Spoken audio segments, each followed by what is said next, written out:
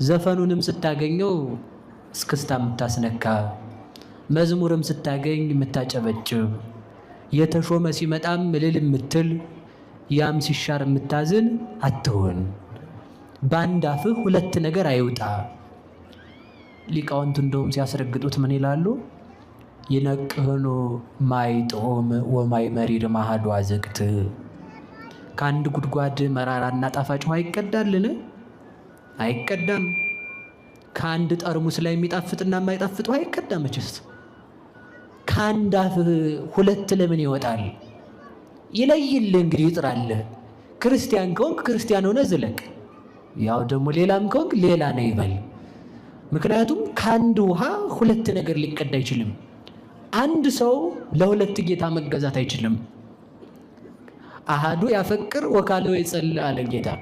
አንዱን ይጠላል፣ አንዱንም ይወዳል። ለምሳሌ ሕፃናት አክስታቸውንም እናታቸውንም ይወዳሉ። ደግ አይደሉ?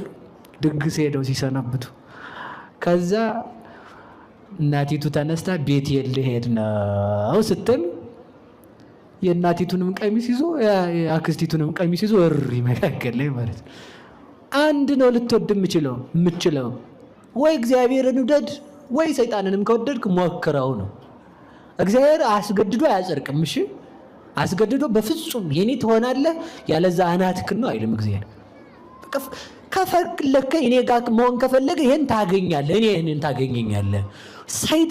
ሰይጣንንም ከፈለከው ሰይጣንን ማምለክም ከፈለገ አምልከው፣ ግን አይጠቅምም እንጂ ከጠቀመ ነው። አንድ ሰው ሁለት ነገርን አይወድም። ሰይጣንን አምልኮ አላልኩም። እሺ ነገር ሰንጣቂዎች ስርዓት ያዙ። እኔ ሰይጣን አምልኮ አላልኩም። አደራችሁን። ሰው ሁሉም ስልጣን ተሰጥቶታል ነው። ሁሉም ምራጥ ነው። እንግዲህ ተመልከቱ።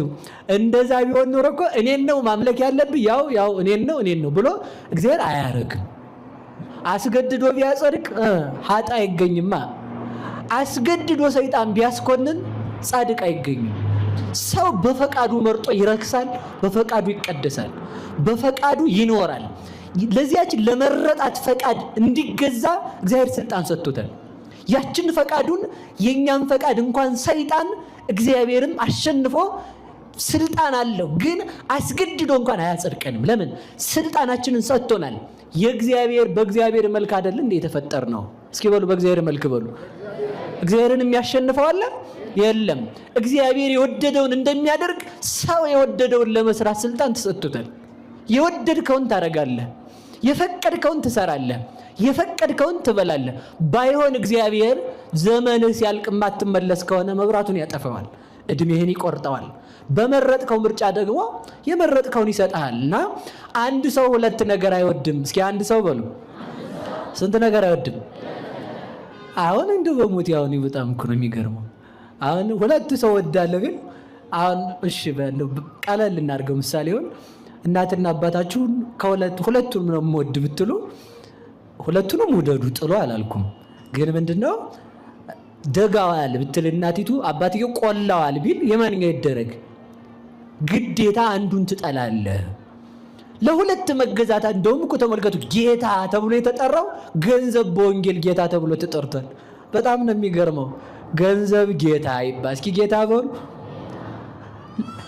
እይክል አሐዱ ገብር ተቀኔው ለክልያ ጋዝሳለ ለእግዚአብሔርም ለገንዘብም ልትታዘዙ አይቻልም። ገንዘብም ጌታ የሆነበት ሰው አለ። እንዲህ አይነቱን ጌታ ነው አወጥተህ ጣል የተባልከው ማለት ነው። እመቤታችን ስትወልድ የእንግዳ ማደሪያ አልነበረም። ቤቱ ስለተያዘ እንግዳ ስላደረበት ቤት አጣ ከብት በረት ነው የወለደችው። የእንግዳ የተባለው በልባችን የነገሰ ኃጢአት ነው። እግዚአብሔር እንዳያደርግ ቦታ የሚያሳጣው፣ እግዚአብሔር ስራ እንዳይሰራ ከኛ የሚያርቀው ያ ነው። እንግዳ ነገር አስወግዷል ኢያሱ። እስኪ በሉ እንግዳ ነገር በሉ። ምን በሉ? ከእግዚአብሔር ውጪ በልባችን ማደር የለበትም። እሱ ይደርብን።